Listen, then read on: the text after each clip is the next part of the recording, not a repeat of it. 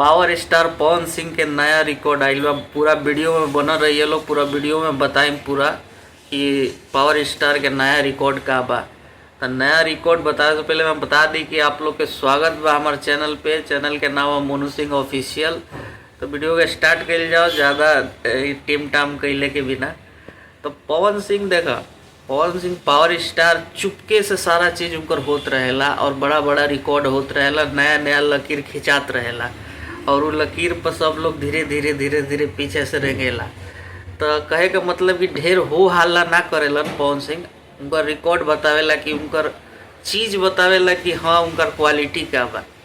तो कुछ दिन पहले वो गाना पर बहुत विवाद भई रहे, राजा रंगबाज गाना पवन सिंह के रहे। वही पर एगो स्टार रहन वो अपन गाना निकाल दे रहन, बहुत ज़्यादा विवाद भई रहे वो गाना पर।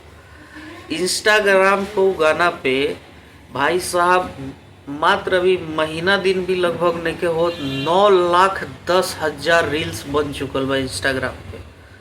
तो ये अपने आप में बहुत बड़का रिकॉर्ड हटे, इतना कम समय में और इतना ज़्यादा रील्स बन गई। और मतलब कि गाना तूफान बा एकदम। और इस ऐसे ही पता चला था ठीक है ग्राउंड लेवल पर गाना के कितना पसंद कइल जाता।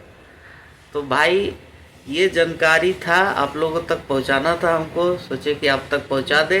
बाकी लोग बात तो सिर्फ बड़का बड़का बात बनावत है स्टेज से और कुछ करत बा ना, कुछ कर लोग तब आके बराबरी के बात करिए लोग। बाकी बराबरी कहीं से कहीं तक नहीं है। तो वीडियो में बनल रहे खातिर इतना देर बहुत बहुत धन्यवाद भाई लोग। कमेंट में ज़रूर बता कर जाइए लोग कि पावर स्टार के फैन बा। बाकी लाइक कर दिया लोग, शेयर कर दिया लोग और एगो कमेंट प्यारा सा कर दिया लोग। Love you all.